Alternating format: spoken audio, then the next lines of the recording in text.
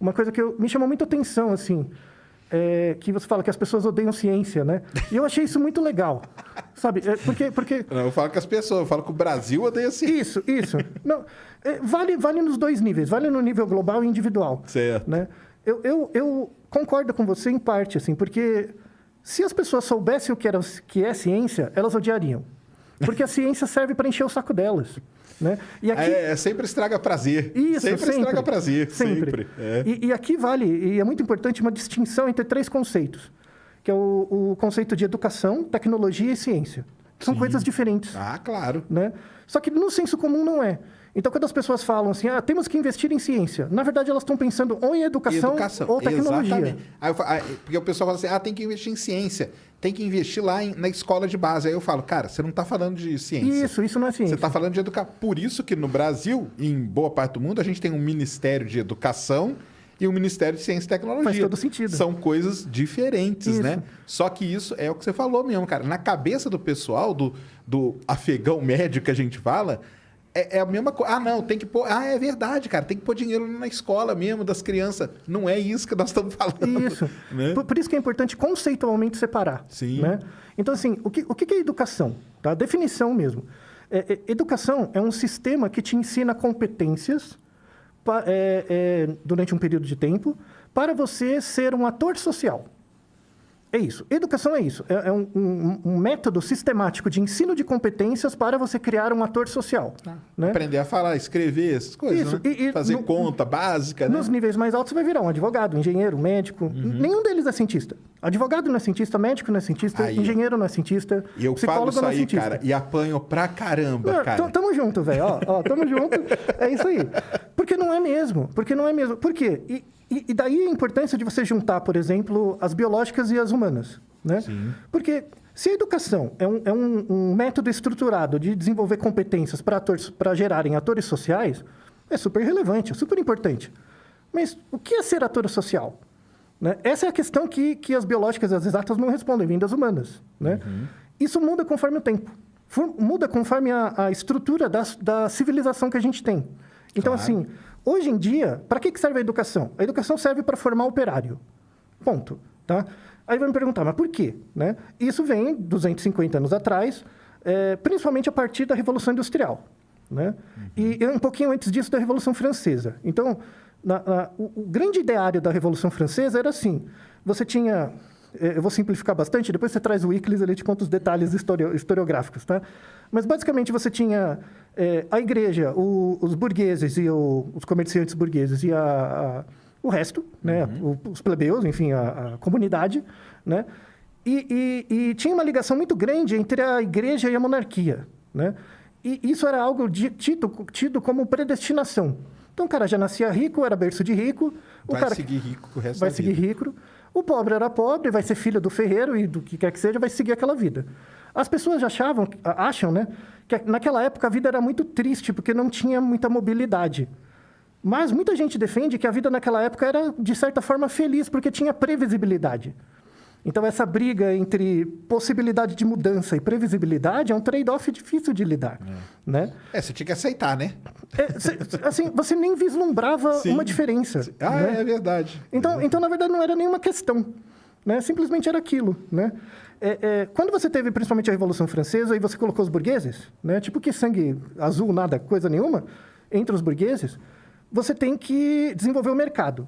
Para desenvolver o mercado, você tem que... E aí entra muito o Adam Smith, né? O modelo do Adam Smith é o que regula a educação de hoje em dia, basicamente. Você tem, basicamente, na Riqueza das Nações... É muito interessante, eu gosto desse livro, é um livro grande. Ele fala o seguinte, ele define o que é uma nação rica. Tá? Então, o propósito do livro, né? Então, assim, uma nação rica é uma nação capaz de gerar trabalho. Você tem que pensar isso como um princípio, tá? É uma regra dedutiva, não é indutivo. Então, assim... Se uma nação rica é uma nação capaz de gerar trabalho, tem consequências. Então, você tem que aceitar essa lógica. Tá? Então, se uma nação rica é uma nação capaz de gerar trabalho, e eu assumo isso como uma verdade, né, tem algumas consequências. A primeira consequência é, o Estado vai ser necessariamente desigual. Você vai ter o empregador e o empregado. Né? Logo, o papel do Estado não é garantir a igualdade, porque isso é demagogia. É proteger os ricos dos pobres.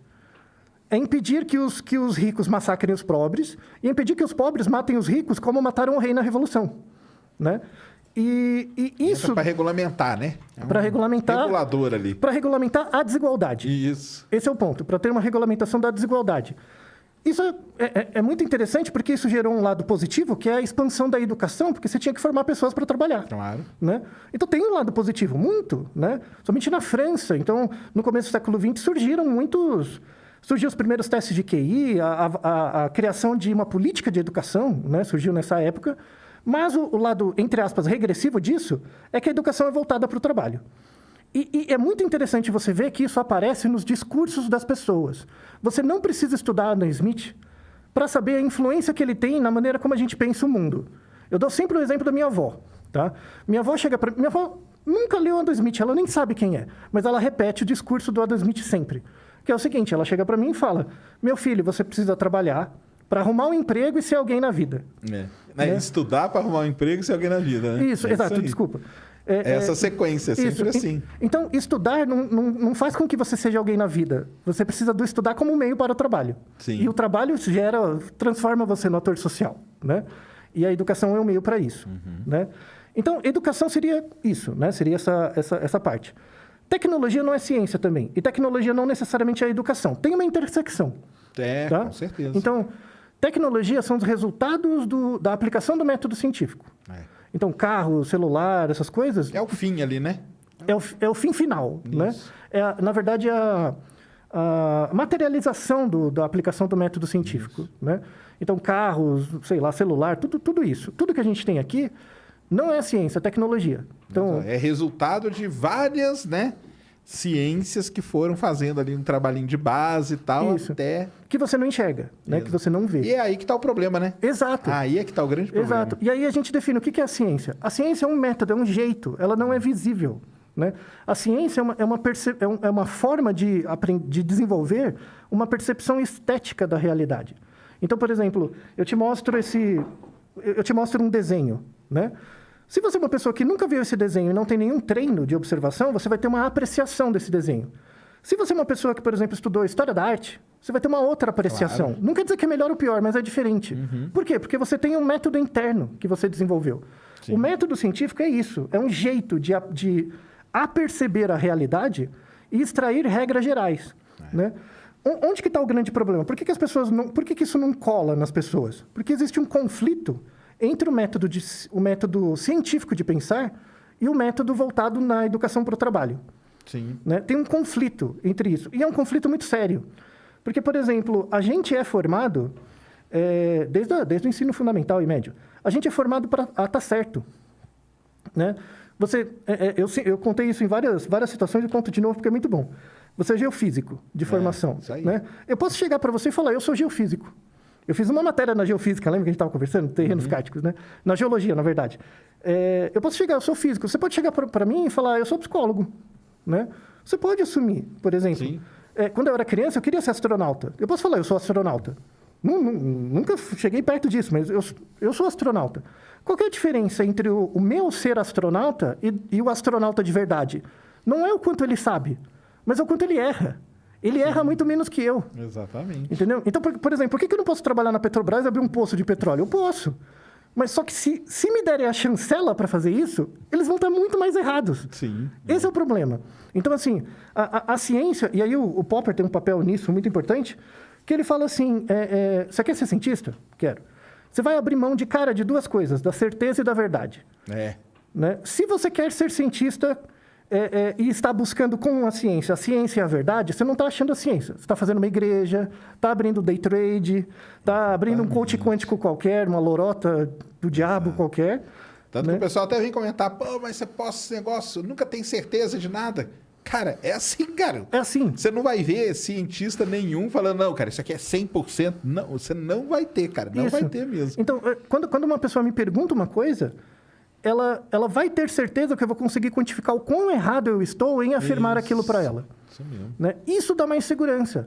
Isso dá mais segurança.